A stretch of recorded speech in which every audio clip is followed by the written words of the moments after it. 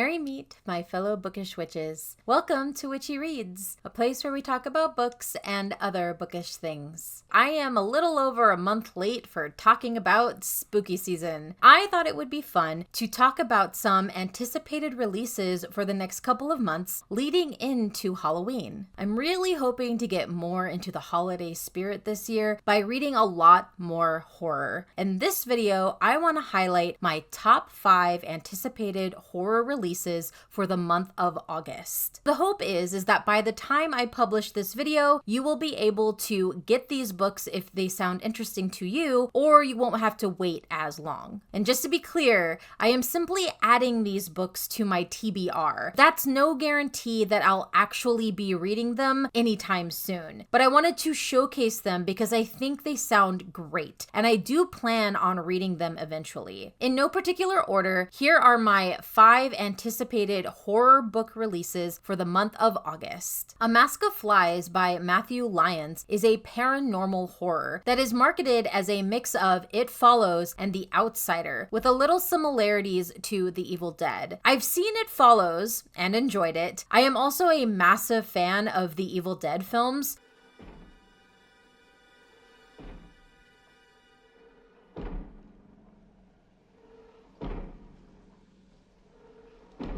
So you can imagine that just knowing this little bit of information about the book was enough to pique my interest. I also think the book cover is so creepy. It gave me the heebie-jeebies, and I absolutely love it. In the grisly aftermath of a botched bank heist, career criminal Anne Haler has no choice but to return to her family's cabin, a secluded shack in the San Luis Valley, and the site of her mother's untimely death. Along for the ride are Jessup, Anne's badly wounded partner, and Dutch, the police officer she's taken hostage. As they wait for help, Anne discovers strange relics of her mother and begins to unfold the mystery of her childhood at the cabin. Anne's quest to uncover more is interrupted when Jessup goes missing, only to turn up dead. She and Dutch bury her friend, but that night, the dead man comes back, seemingly risen from his grave to knock at the cabin door. Not a dream, not a hallucination, but not exactly Jessup either. Something else, something wearing her friend's face, something hungry. The cops aren't the only ones after Anne, and unraveling the secrets of her mother's past may be her only hope of getting out alive. What made me add this to my TBR are the paranormal narratives,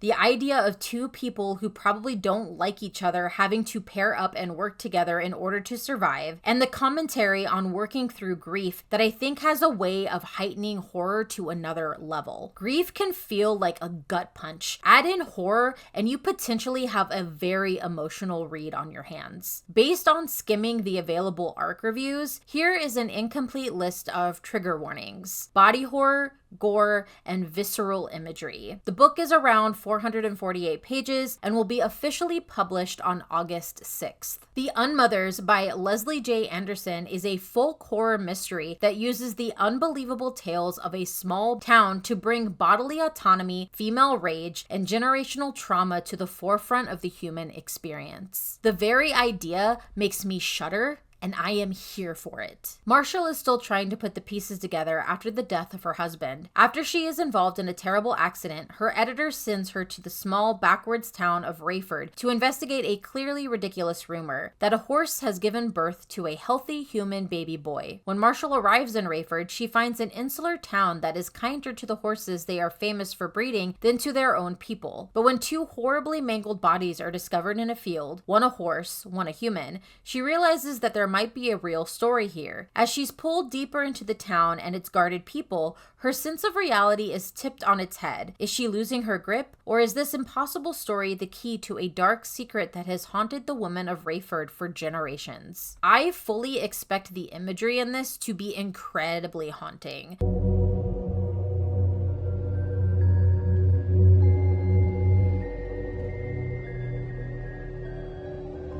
Just look at that book cover. The bloody horseshoe, the barbed wire tightly wrapped around the hand holding it. I think it sets you up for what you are likely to expect to read in a book like this. If you are also intrigued, here is a brief, incomplete list of trigger warnings. Discussions of bodily autonomy, pregnancy, death, and religion. This is a debut novel clocking in around 320 pages. It will be officially published on August 6th. Read at Your Own Risk by Remy is a middle grade horror graphic novel that is said to be perfect for those who are fans of R.L. Stine. Say no more. I am on board. The illustrations already remind me of the OG Scary Stories books, which I adore and still have my original copies on my shelf. Look at this awesome cover. It looks like an illustration done by a child. That adds to the creep factor. Hannah and her friends were just having a bit of fun when they decided to play a game to communicate with spirits of the dead. Little did they know something would answer their call and crawl its way into the pages of Hannah's journal. What started out as a game has turned into something much more evil, with dire, horrifying consequences. Is there any way to escape the curse? I have a soft spot in my heart for middle grade horror, and I am so excited that there are more options in the genre starting to be published. Now that wasn't too scary, was it?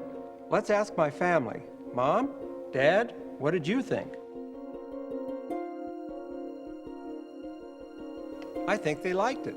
Since this is a book for children, here is an incomplete list of trigger warnings: minor body horror, bugs, and evil spirits. This is a quick read coming in at 160 pages and will officially be published on August 13th. We Love the Nightlife by Rachel Koller Croft is a fantasy vampire horror set in the 70s disco era. When it comes to vampires, I've always talked about two things I want: older looking vampires, no more teenagers please, and recently turned vampires. Give me vampires from the 1960s, 70s, and 80s. Victorian vampires are still fun and iconic, but I've got enough of those stories to last me a lifetime. That's why this book immediately caught my interest. Not to mention it's about friendship versus a romance. We are subverting all my expectations of the genre with this one. London, 1979. Two women with a deep love for disco meet one faithful night on the dance floor, changing the course of both of their lives forever. Nicola, a beautiful and brooding vampire for nearly 2 centuries, can't resist fun-loving and feisty Amber from America, ultimately offering an eternity together where the glamour of nightlife will always take center stage. But not all is what it seems. Nearly 50 years later, after an unexpected betrayal, Amber wants out from under Nicola's thumb, but it won't be so simple to break up this festering friendship when she learns others have done the same and wound up dead. Sensing Amber's restlessness,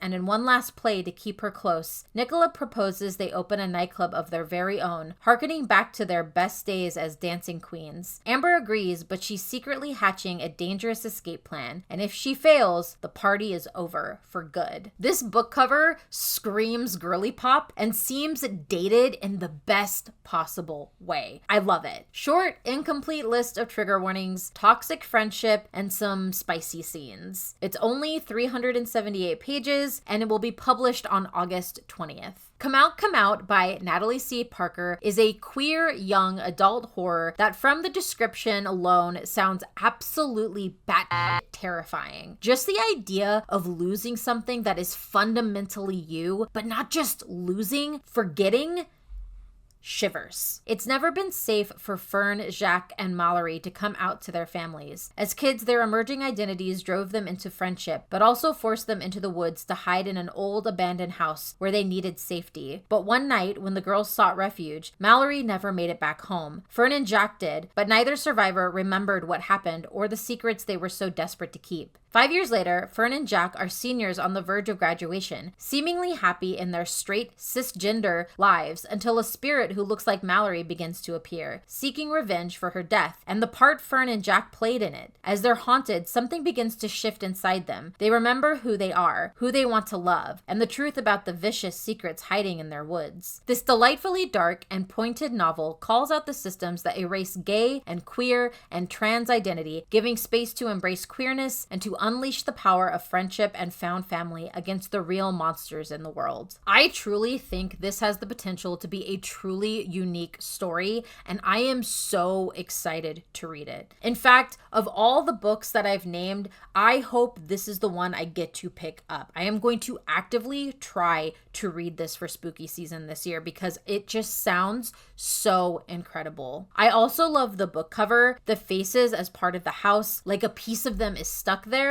I also love the play on words with the title. Brilliant. Come out, come out. I mean, it was pretty obvious that I was going to love the title. An incomplete list of trigger warnings, self-erasure, homophobia, transphobia, religious bigotry, child abuse, sexism, misogyny, death, body shaming, and blood. Coming in at 336 pages, it will be published on August 27th. Quick honorable mention to Demons in My Bloodstream by Candace Nola. It is a debut collection of horror short stories, specifically 7 blood-soaked tales of terror for your own demon to feast upon. Sometimes I find the most hair-raising, spine-tingling horror stories are short and sweet. It's 200 pages and will be published on August 27th. I do hope to pick up these books in the next couple of months, but at the very least, I hope to read them at some point in the near future. I look forward to getting back into some spooky books, and I think these anticipated reads are great additions to my TBR. I plan on making another video in September for September reads,